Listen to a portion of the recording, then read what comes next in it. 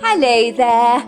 Welcome to the Saroy channel, wherever you are in the world, and so much love to each and every one of you. How are you doing? I do hope you're doing remarkably well. I'm doing great, thank you very much, and I'm so thrilled you've joined me tonight for a fabulous story, because as I always say, nothing beats a good story, and this one is one you're going to absolutely love. And by all means, share these stories with anyone who enjoys a good story. So let's continue with tonight's story. Dear Sarah, and all your lovely listeners, Marta Prt1of5 was boiling over with a silent frustration, like a kettle on the hob that was running out of steam. She impatiently sat back on the comfortable leather seat of her silver BMW, waiting and waiting as she released a huge, wary sigh. This time her silver BMW was parked outside a pretty cottage on the Oregon coast, with a huge for sale sign on the outside of the property. Why were some customers always so damn late? She had informed her clients that the appointment was for 9:30 sharp, and to be punctual, as there were a plethora of interested parties eager to view the cottage, which of course was a barefaced lie. But they didn't know that. It was always significantly important to keep your customers on their toes, and make people believe that others were busting their guts to buy all the places on her books, as demand always increased your success rate. You'd never tell a potential customer that the property had been on your books for months, with no interested buyers. That was a guarantee to see your sales plummet, and Marta needed that like a hole in the head. The couple who were eager to view Ivy Cottage were already half an hour late for the appointment.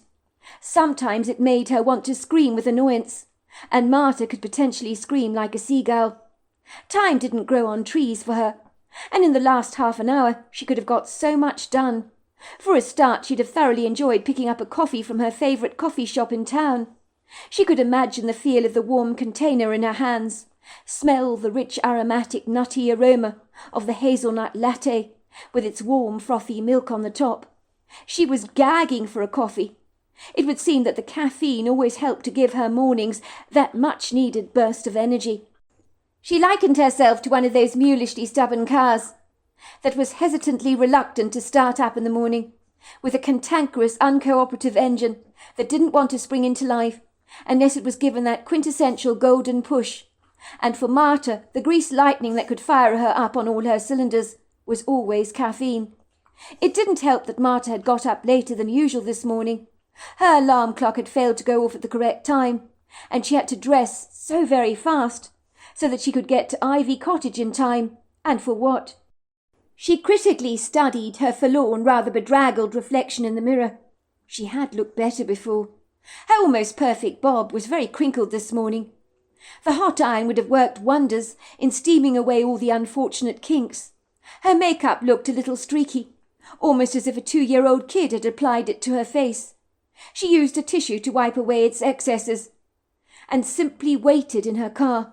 Of late she hadn't been making much commission on any properties that had stubbornly refused to sell, rather like insubordinate brats that refused to do as they were told, and for some reason the customers were not willing to empty out their deep pockets. They seemed very quick to find fault with all the properties she presented to them. "The kitchen is not to my liking, I'm afraid. It would need a complete overhaul, and that would cost us an absolute fortune to refurbish. You have no idea how expensive it is to do your kitchen these days." That was, to her experience, the number one complaint. It would seem for many, the kitchen rarely was the heart of the home. And another big problem was storage space. People love to have walk-in closets these days, and an army of space to store away all their clothes. Over the last few years, the property market had reached a little bit of a slump in this sought-after part of the world, and Marta needed the commission from a big sale very badly. She was hoping her next customers would bite the bait, like a hungry fish on the end of a fisherman's line, salivating over a big, fat, juicy worm. But whether that was going to happen was extremely debatable.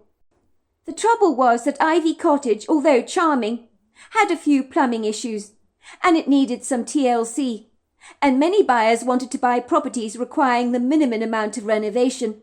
Nobody was in the mood to take on any extra work. They wanted to move into a seemingly perfect home. But didn't people realize that perfection did not exist. "I've got to push for a sale," Marta told herself. "Just brush over the things that are less desirable about the place. Cross your fingers and toes. Beg God and the heavens above to make this couple fall head over heels in love with the place. When you know you've got them by the short and curlies, only then briefly mention the plumbing. You don't let the couple know how expensive those issues might cost them." Marta always knew by the look in a customer's eyes when they'd fallen in love with a place, and oh, how she loved that look. She'd seen it often enough in her years of experience as an estate agent, and when that happened, the sale was plain sailing, like a boat gliding seamlessly across a turquoise blue ocean in perfect weather. You could tell the customer that a storm was brewing at that point of the sale, and they would not be remotely discouraged. When Marta saw that quintessential look in a woman's eyes, she knew the sale was coming. It was like the pilot light had been lit in the geyser. She could smell it as powerfully as a hound hot on the trail of a fox.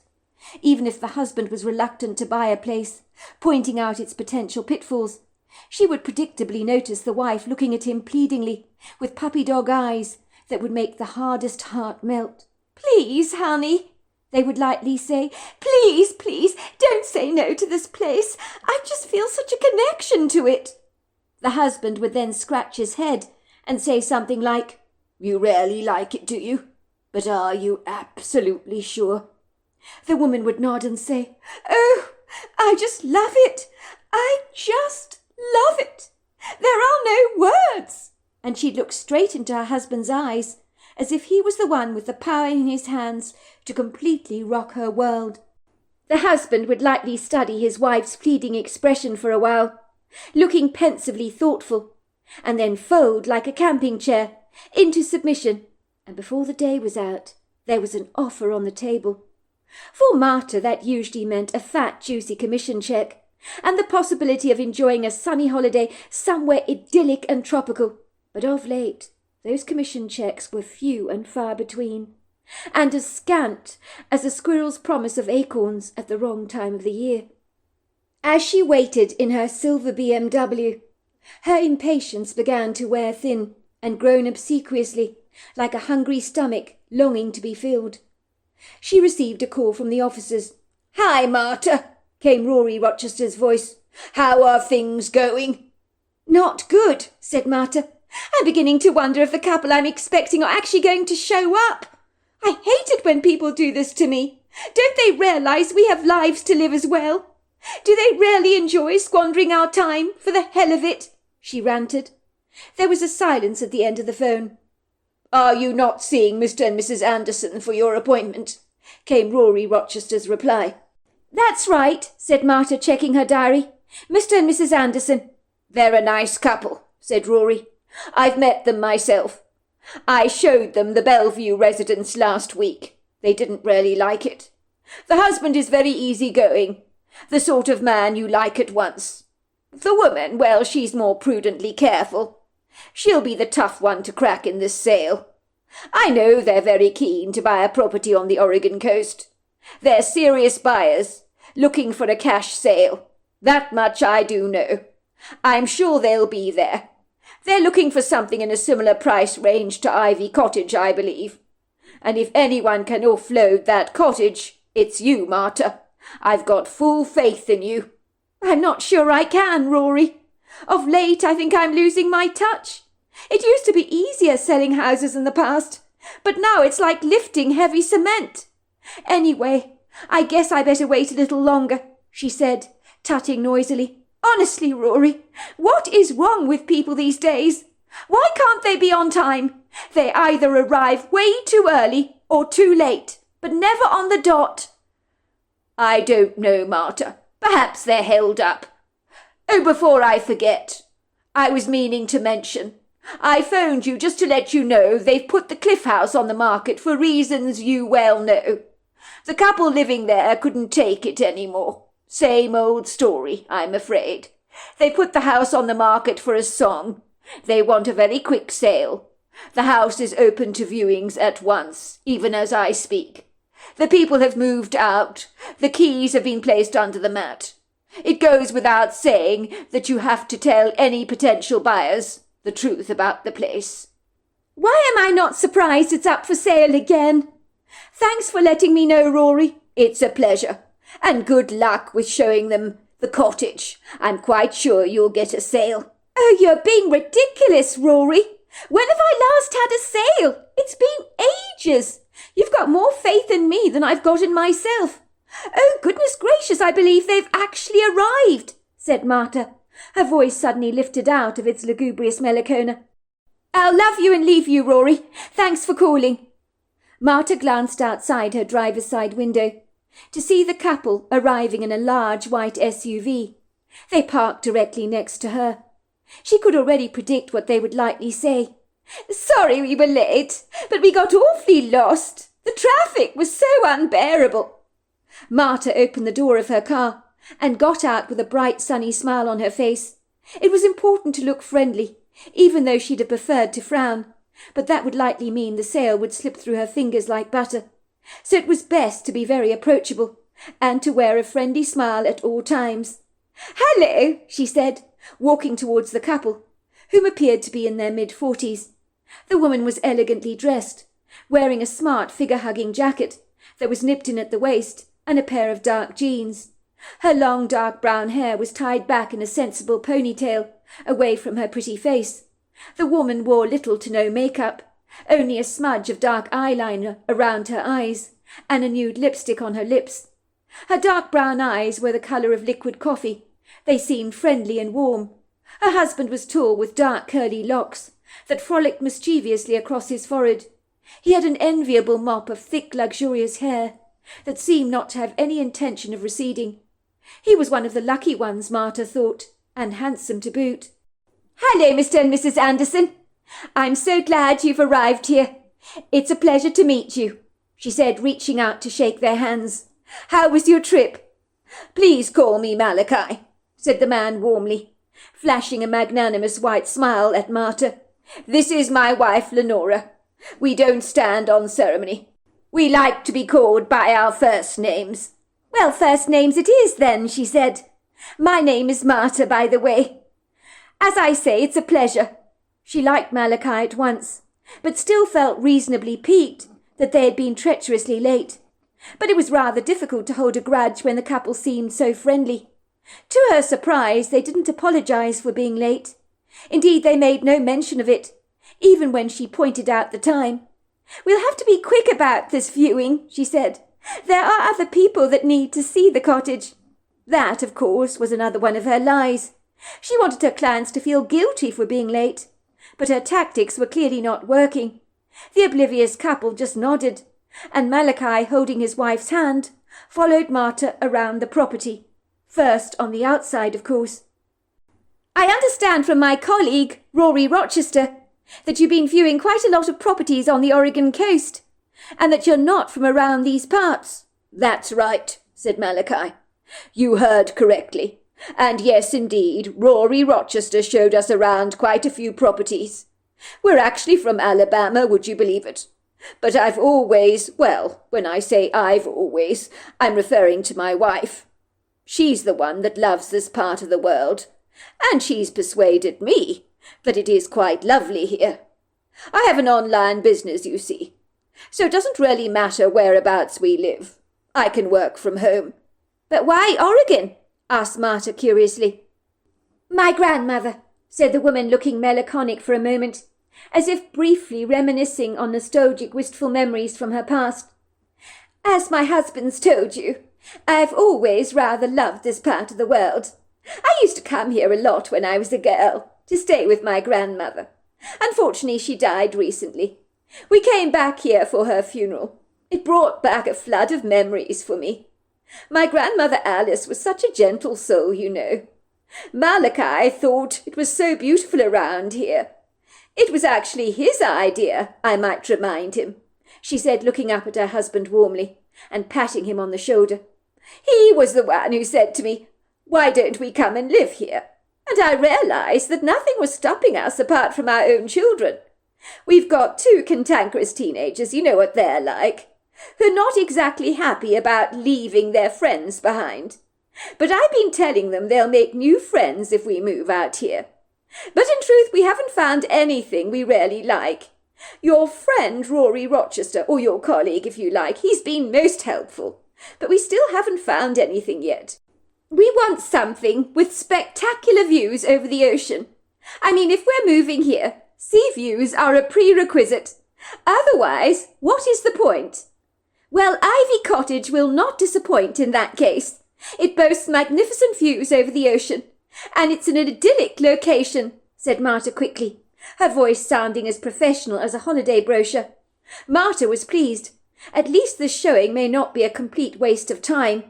Indeed, every room in this cottage overlooked spectacular ocean views. But you couldn't walk directly to the beach from the house. It would take you a good 25 minutes to get there on foot. But that didn't seem to concern the couple, which was a promising start. So maybe this showing wasn't completely redundant after all. So what do you think of the place so far, from the outside, I mean? It has got curb appeal, don't you think? Oh, definitely. It looks very promising, said Malachi. It's quite poetic, isn't it? The way you'd expect a cottage to look. The flower beds are very pretty, and it has some of that classic old-world charm that you don't find in more modern properties. It is attractive, said Lenora, who seemed a lot more practical. But the main thing that I need to ask you, Marta, is does everything work? Her bird-like brown eyes met Marta's, as if studying her eyes for any signs of duplicity. Marta grimaced. Well, you know, she said, laughing uncomfortably, as if she'd got caught with her hands in the till. Old houses, they can have potential problems that you won't find in a more modern dwelling. This charming cottage was built in the 50s. It has since been renovated so that the rooms have been opened out to bring in some more light. The structure is sound, but there are a few issues with the plumbing that need to be addressed. But otherwise, it is an apple pie order. I see, said Lenora tightly, her jaw stiffening, her lips parting at these unsettling revelations. I can honestly say I don't like the sound of that, Marta. You know what the feng shui experts say? They say that plumbing problems are a no-no when it comes to buying a house, as your financial prosperity might literally go down the plug hole. And they mean that, you know. Anyway, show us around the cottage, will you? And then we'll talk. Marta could feel her heart drop like a large stone being flung into a wide body of water. She could already see the sail drifting past her like an abandoned log floating on the water that could not be reached, that was getting further and further away from her. She desperately needed the sail. She needed this couple to bite the bait. She was desperate. She straightened out her back, and with a professional voice, she began to lead the couple through the house. Look at those fabulous views, she told the couple. Aren't they very prepossessing? Imagine getting up every morning and looking out at those views every day. It's also not terribly far to get to the beach. You can walk through a green leafy neighbourhood, and in 25 minutes you will be there. This cottage is close to the town, and a very sought-after school is in the neighbourhood. Perfect for your teenagers. And you've just got to see the adorable kitchen. You are going to love it. The couple oohed and ahed appropriately, but Marta could see by the woman's stiff, unyielding expression that Ivy Cottage had not softened her heart in the slightest, and that meant the sail was going to nosedive to the bottom of the Pacific Ocean and be forever lost. She couldn't let that happen. She had to get a sail. It's very good to meet you, Marta, said Lenora, once they'd reached the main bedroom. You said you were very busy with so many people to show around, so thank you very much for your time. I don't want to waste any more of it. This cottage, well, it's not right for us. With or without good plumbing, that is. Marta found herself snapping. Why? What's wrong with the place? It's got the ocean views you wanted, hasn't it? She said curtly, unable to disguise the abrupt annoyance in her voice. The words had come out of her mouth faster than she knew how to stop them. She was sounding like a precocious, petulant, whiny teenager who'd been told by her very disagreeable parents that no, she could not go to the party. She very nearly stamped her foot obstinately but managed to restrain herself from doing so. She was an estate agent, for goodness sake. You were supposed to smile, weren't you? So that your cheek muscles became physically exhausted from the exertion. She should be nodding in agreement with the couple, making them feel warmly welcome, as if they knew they were in the very best of hands when dealing with her. But she knew her blue eyes were not concealing her belligerence, and her watery smile had lost its buoyancy, like a punctured beach ball, and so now her deflated, bemused face was wearing a contentious frown that she could not wipe away. Leonora looked at Marta in surprise. She hadn't expected the estate agent to react so aggressively. She took a step backwards, as if slightly intimidated by the agent, and said tentatively, "As I said, Marta, I'm very appreciative that you've shown us around today. I really am. But if you must know, the views aren't good enough for me. I know you think they're great, but I think they could be a whole lot better. I can't help feeling that the ocean seems far away from the windows in the house. Yes, you can see it, but it's not close enough for me. And a 25-minute walk to the beach, well, that's a little bit far away." If the agent was going to be abrupt with her, she'd play her at the same game. Marta raised one of her perfectly professional curved eyebrows. The views weren't good enough for her. You've got to be kidding me. They were pristine views. If this couple wanted views, she'd give them the very best views money could ever buy. "Come with me, in that case," she said. "I've got the perfect place for you. Follow my car, and I'll take you to the house on the cliff.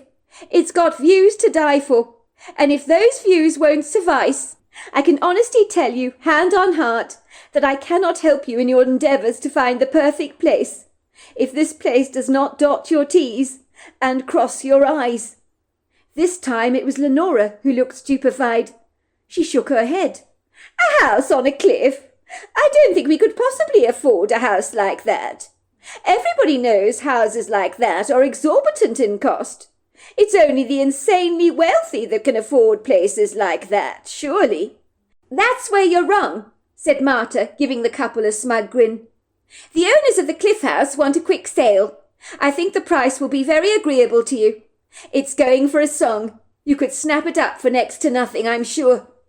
Leonora's face broke out into a warm smile. A house on a cliff? Could she dare to hope for something as marvellous as that? Surely a dreamy house like that would be completely out of their price range. Who in their right mind would sell a house like that for a song? Unless, of course, there was a whole lot wrong with it. Maybe it was haunted. That would explain it. Or perhaps the structure was unsound. Or maybe someone had been murdered on the premises. That would make a house price tumble to an all-time low. All these things would need to be investigated, of course, but it wouldn't harm them to see the place. "What do you think?" she asked Malachi, her eager eyes meeting his, her heart fluttering wildly in her chest, her fingers going clammy with anticipation, as the estate agent's eyes were pinned on them. They became hungrier than ever for this sale. Malachi smiled broadly, from the estate agent to his wife. He brushed away some of the dark ringlets of his hair that had got unfortunately caught up in his eyes. He shrugged his broad shoulders, his eyes gingerly skimming over his wife and the expectant gaze from the estate agent, who was beginning to look marginally impatient with them, as if she'd had her fill of people wasting her time, and would happily spit them out of her mouth like a baby rebelling against its liquidized pumpkin, as its well-meaning mother was cramming a spoon of it down its throat. Malachi found himself feeling sorry for Marta, for she looked like a woman who'd been worn away by her own frustration. It was clearly not an easy job to sell houses, and by the looks of the dark, conspicuous shadows under the estate agent's eyes, Malachi correctly deduced that business had not been good for Marta of late, who looked as if she badly needed a cup of sweet coffee and a warm, comforting hug. Malachi had no way of knowing how right on the money he actually was. Malachi was the kind of man who wore his heart on his sleeve, and was highly intuitive as far as people were concerned. He found himself able to read the thoughts in people's minds that had been a gift he'd enjoyed since he was little, and people would often exclaim, "How did you know what I was thinking, Malachi?" And he wouldn't know how to answer them, but he just did. "What harm can it do?" said Malachi insouciantly. giving the estate agent an encouraging wink, as if reassuring her that her flagging hope was not entirely lost, and that maybe, just maybe, there was still the faint promise of a sale within her grasp. "Let's see the place." "Good," said the estate agent, sounding more upbeat, her scowl suddenly bouncing back into a bright smile that failed to meet her eyes. That would only happen if a sale was a dead cert. But this couple were about as reliable as walking over a bed of sharp nails. "In that case, let's go. What are we waiting for? I need you to follow me in your car," said Marta, jangling her car keys in her hand and guiding the couple out of Ivy Cottage.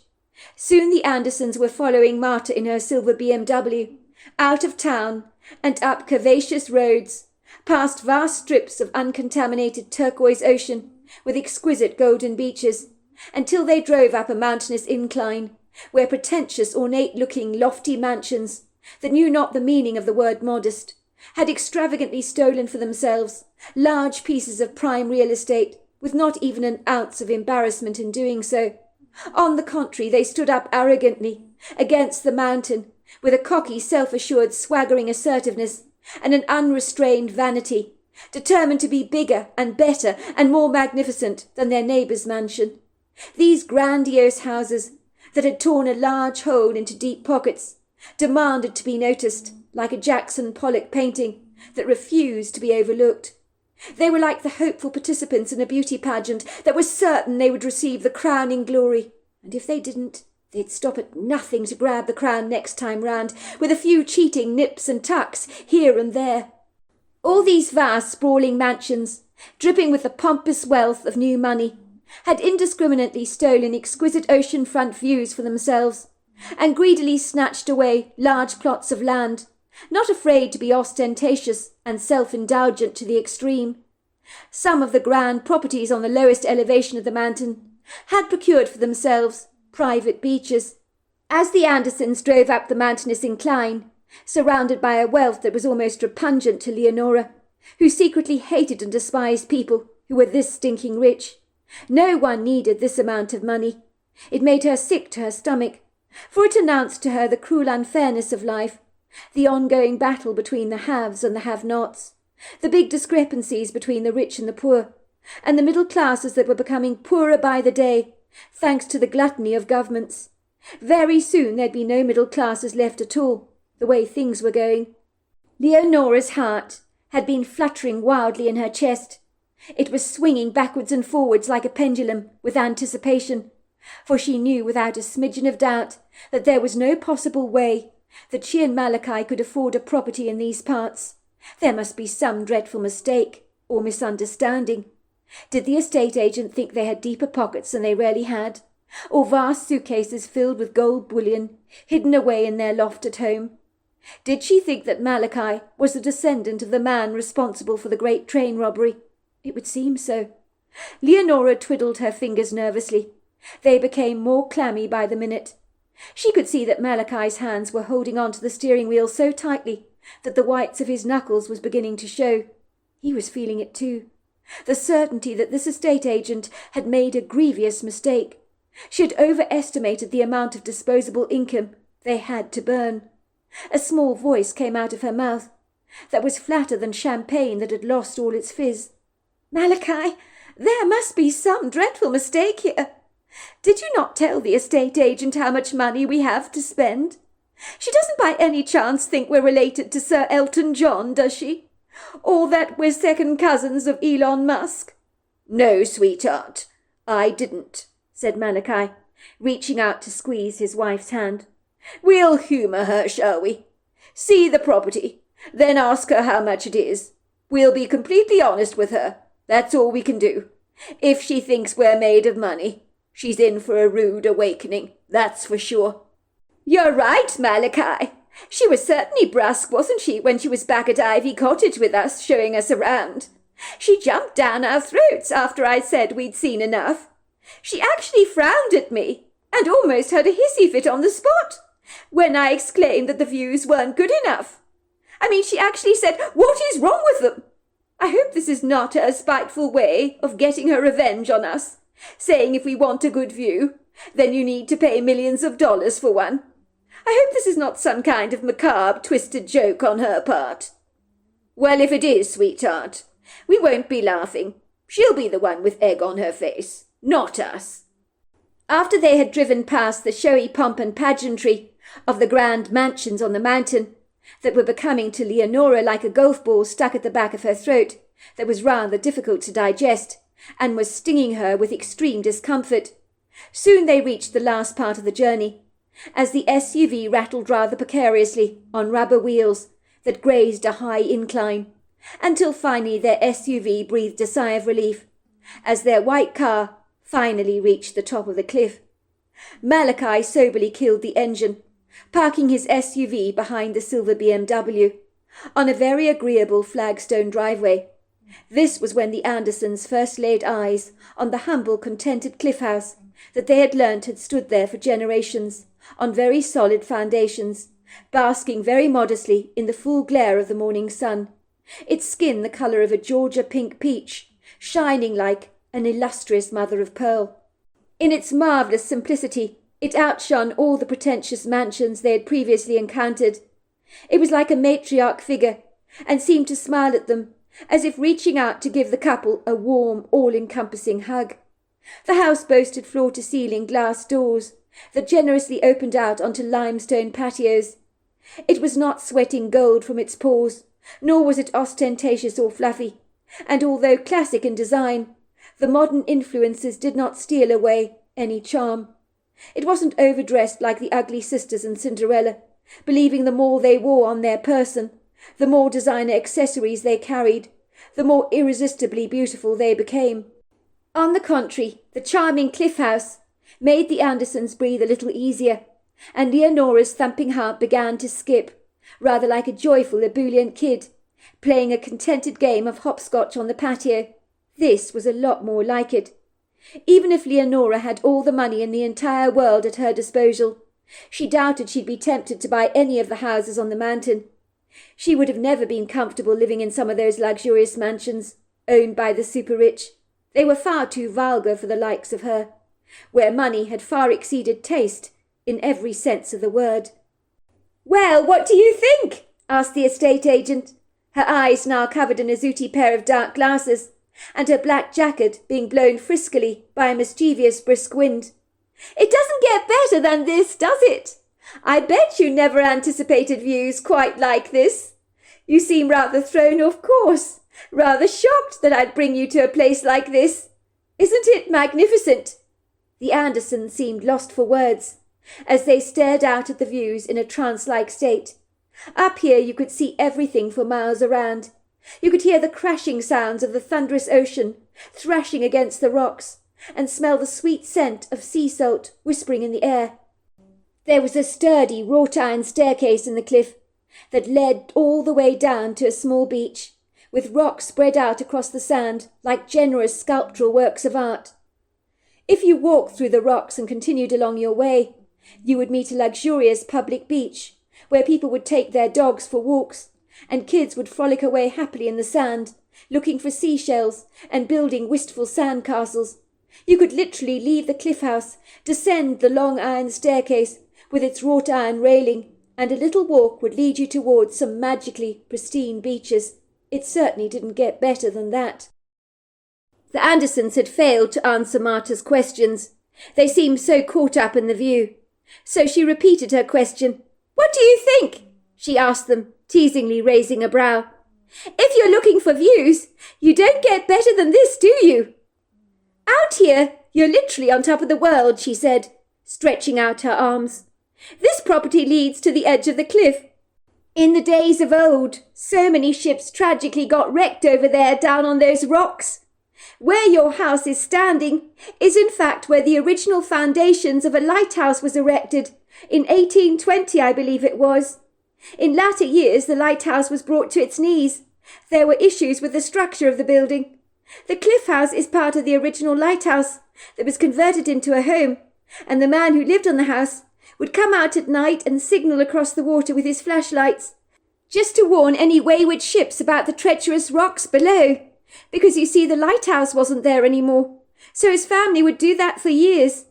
You can see how fearsome some of those rocks are. Imagine a ship getting ensnared by some of these beauties," she said, pointing to some of the rocks that protruded through the water, like hundreds of sea creatures basking in the sun. "You're asking me what I think?" asked Leonora, studying the estate agent through narrowing eyes. "Do you really want to know what I think? I think this house is absolutely magnificent, and these views are stupendous. But I also think there is no way we could possibly afford this house.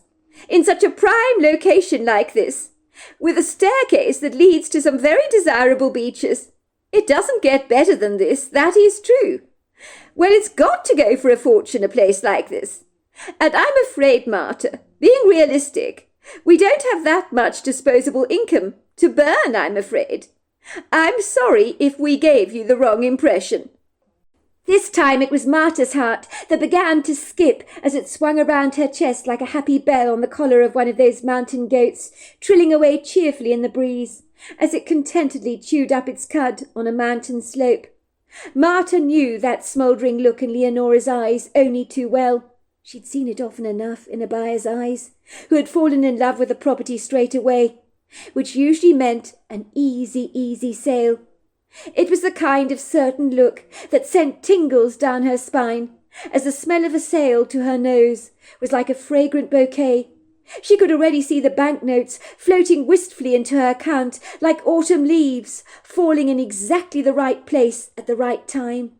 She could anticipate that tropical holiday on the cusp of being born, and could see herself already sunning herself on the deck of an ocean liner.